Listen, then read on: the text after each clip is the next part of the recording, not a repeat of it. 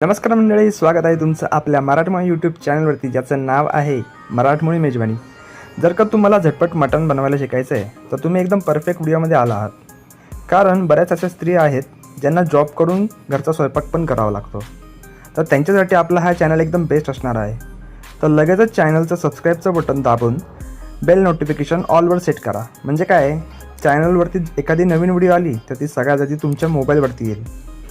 तो करते आपने सबस्क्राईब.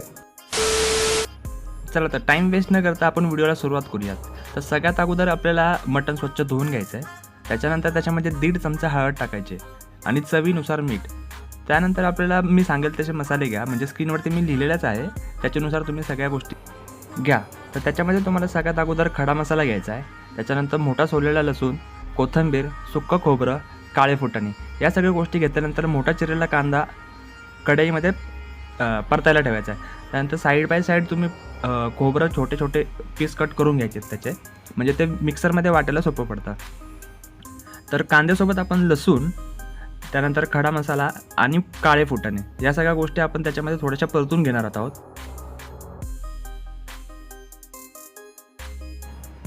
तर या सगळ्या गोष्टी परतत असताना म्हणजे लालसर होईस्तोपर्यंत परतायचं याला. तसंच साईडच्या गॅसवरती तुम्हाला बारीक कट केलेला कांदा 2 पळी तेलामध्ये परतत ठेवायचा आहे. कुकरमधला कांदा परतून झाल्यानंतर तुम्हाला त्याच्यामध्ये मगाशी हळद मीठ लावलेलं मटण त्याच्यामध्ये ॲड करायचं आहे. त्यानंतर त्याच्यावरती एक डिश ठेवून त्याच्यामध्ये पाणी ठेवायचं आहे, म्हणजे तोपर्यंत पाणी गरम होईल. मग ते पाणी त्याच्यामध्ये ॲड केल्यानंतर तो आळणी पाणी, हा रस्सा त्याच्या रस्सा नाही म्हणता येणार, आळणी पाणी तयार होईल. परतलेला मसाला मिक्सरमध्ये वाटून घेतल्यानंतर कढईमध्ये 2 पळी तेल टाकून त्याच्यामध्ये हा जो मसाला टाकला अगोदरचा, तो घरगुती मसाला होता आमचा.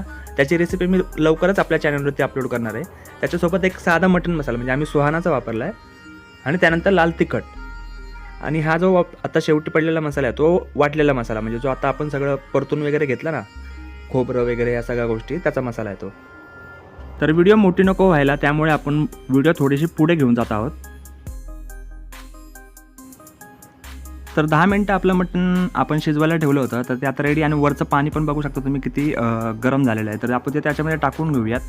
त्यानंतर आपण जो आता मसाला रेडी होईल तो आपण त्याच्यामध्ये ॲड करूयात. आळणी पाण्यामध्ये मसाला ॲड केल्यानंतर तो सगळा मसाला आपण व्यवस्थित एकदम हलवून मिक्स करून घ्यायचा त्याच्यामध्ये. त्यानंतर कुकरचं झाकण लावून तुम्हाला लागलं तर तुम्ही त्याच्यामध्ये पाणी टाकू शकता. आता आमच्यासाठी एवढं पाणी, म्हणजे एवढा रस्सा बास होईल, त्यामुळे आम्ही एवढंच टाकतो. तुम्हाला लागलं तर अगदी तुम्ही टाकू शकता. तर आता तुम्ही बघू शकता रस्स्याला चांगली उकळी आलेली आहे. तर आपण त्याच्यामध्ये एक पूर्ण लसणाचे कांदा एक तसाच्या तसा टाकणार आहे, कारण की त्या लसणाचा कांदा याच्यामध्ये शिजला ना की तो पूर्ण रस्सा त्याच्यामध्ये उतरतो, मग तो अजून छान लागतो खायला लसूण. तर या ठिकाणी आपला मटणाचा रस्सा रेडी झालेला आहे. व्हिडिओ आवडली असेल तर लाईक करा आणि तुमच्या फ्रेंड्ससोबत शेअर करा.